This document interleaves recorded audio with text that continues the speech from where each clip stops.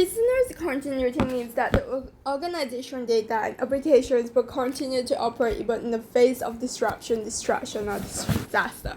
A business continuity plan has two major parts: the development of controls that will prevent these events from having a major impact on the organization, and a disaster recovery plan that will enable the organization to recover if a disaster occurs. Macroviruses, viruses that contain in documents, emails, or spreadsheet files can spread when an infected file is simply opened. Some viruses change their appearance as they spread, making detection more difficult.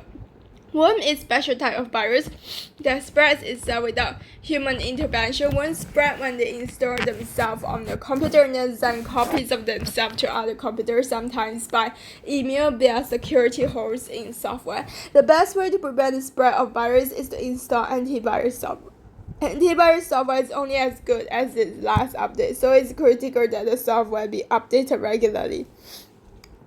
Be sure to set your software to update automatically or do it manually on a regular basis. With a denial of service attack, an attacker attempts to disrupt the network by forwarding a message so that the network cannot process message from normal user.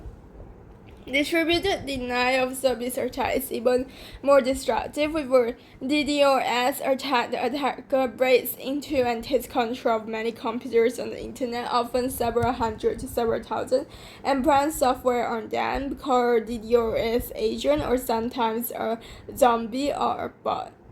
Denial of service: an attacker attempts to disrupt the network by forwarding it with messengers.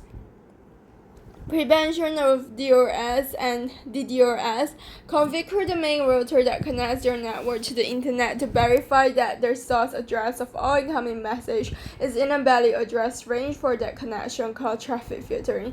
Configure the main router or firewall to limit the number of incoming packets that could be DOS or DDoS attack packets that allow us to enter the network regardless of the source, called traffic limiting. Configure the main router or firewall to limit the number of incoming packets that could be DOS, DDoS attack packets that it allows to enter the network regardless of the source. Use a special purpose security device called traffic anomaly detector that's installed from the main router or firewall to perform traffic analysis. Physical security is a key component of theft protection. Most organizations require anyone entering the office to go through some level of physical security. The best way to prevent failure from impacting business continuity is to build redundancy into the network. For any network component that will have a major impact on business continuity, the network designer provides a second redundant component. The next logical step is to ensure that each access layer LAN also has two connections into the distribution backbone. Avoiding disaster: store critical data in at least two very different places, so if a disaster hits one place, your data is safe. Disaster recovery: address various levels of response to a number of possible disasters and should provide for partial or complete recovery of all data, application, software, network components, and physical facility. Backup and recovery controls that enable the organization to recover its data and restart its application software should some portion of the network fail. Continuous data protection is another option that firms are using in addition to or instead of regular backups.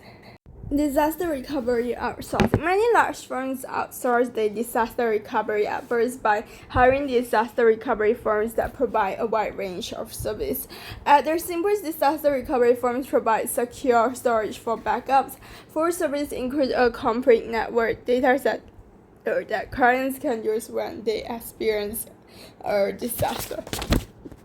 Names of responsible individuals: elements of a disaster recovery plan, names of responsible individual, staff assignments and responsibility, list of priorities of fits first, location of alternative facilities, recovery procedures for data communication facilities, servers and application systems, actions to be taken under various contingencies, manual process, updating and testing procedures, safe storage of data, software, and the disaster recovery plan itself.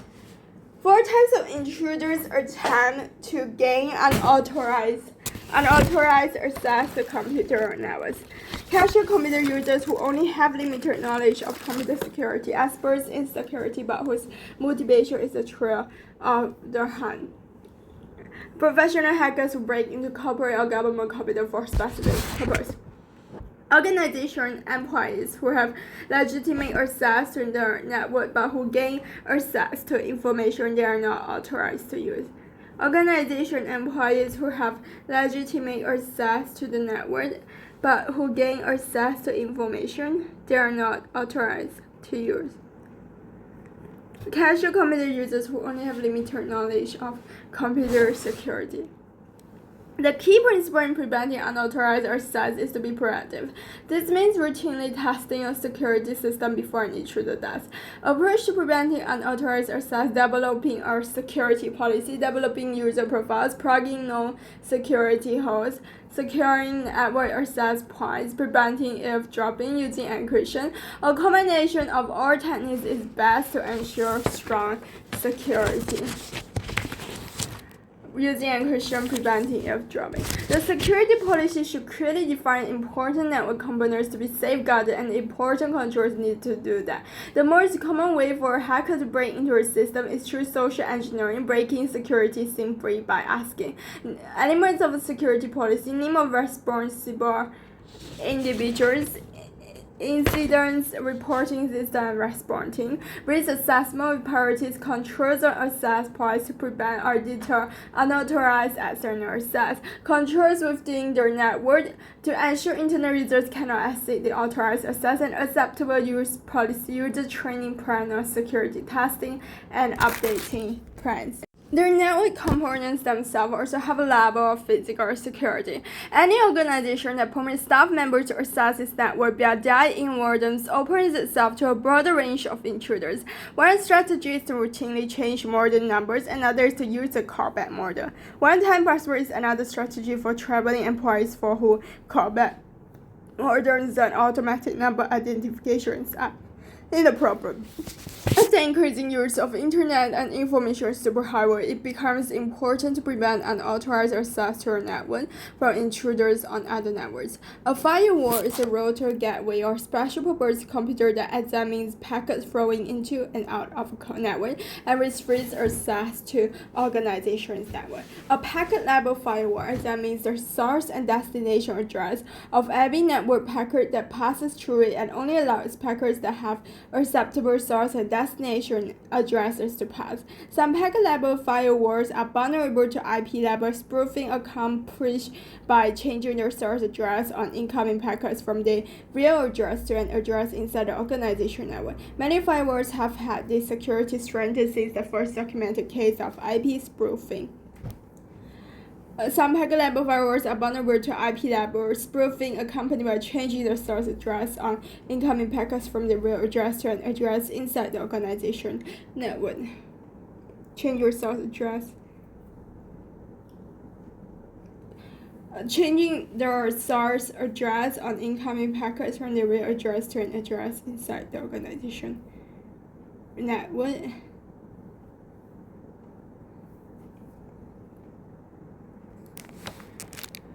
An application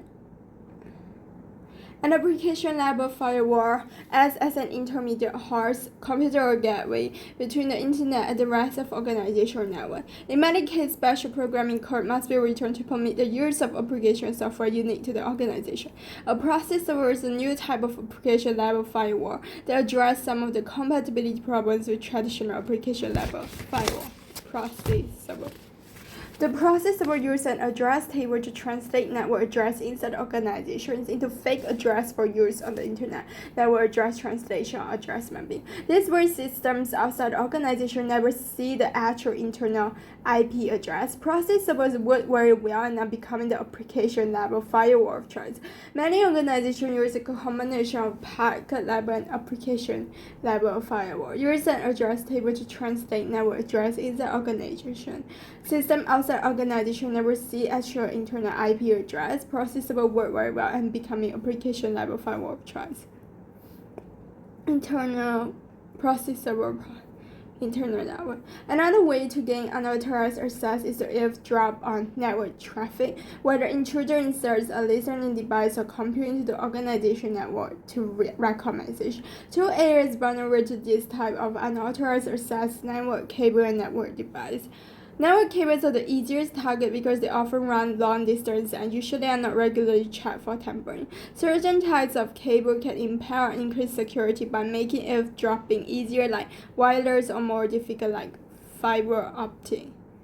Wireless is easier, fiber optic is more difficult. Physical security of the network, local loop, and interchange telephone security is the responsibility of the common carrier.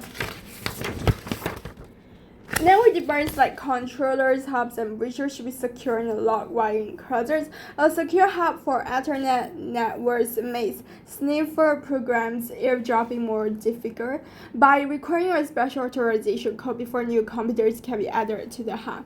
A review of software controls that can be programmed into remote network devices is also needed. One of the best ways to prevent unauthorized access is encryption, which is a means of disguising information by the use of mathematical rules known as algorithms. An encryption system has two parts: the algorithm itself and the key, which personalizes the algorithm by making the transformation of data unique. The algorithm itself and the key, which personalize the algorithm by making the transformation of the data unique. Good encryption systems do not depend on keeping the algorithm system secret, only the key. Today, the U.S. government considers encryption to be a weapon and regulates its export in the same way it regulates the export of machine guns or bombs.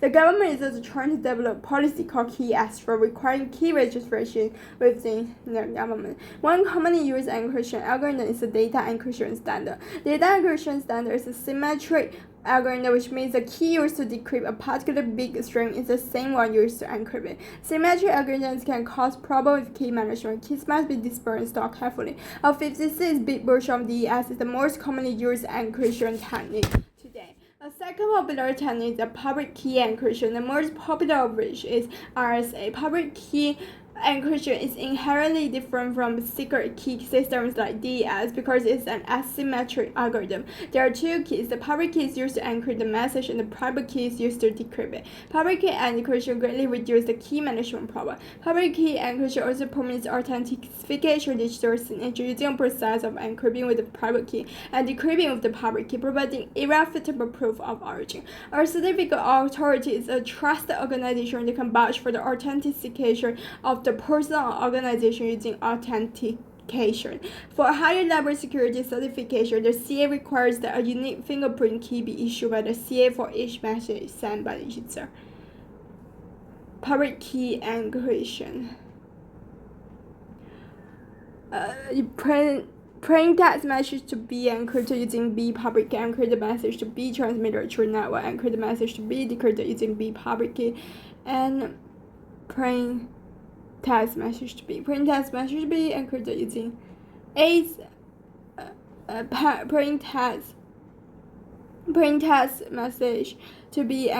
using a private key and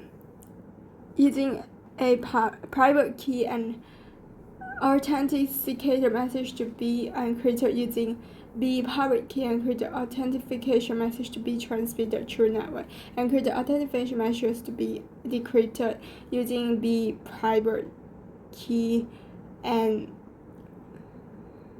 authenticator message to be decrypted using A public key.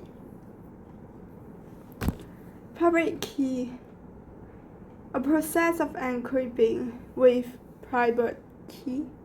Encrypts with private key, decrypt is with public key.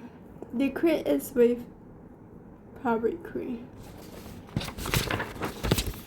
Detecting unauthorized access means looking for anything out of the ordinary. It means logging on messages sent and received by the network or software used, and all logins or attempted logins to the network. Increases number of logins, unusual number of unsuccessful login attempts to user or super user account. Regular monitoring should also be extended to network, however. Once an unauthorized access is detected, the next step is to identify how the security breach occurred and fix it so that it will not reoccur.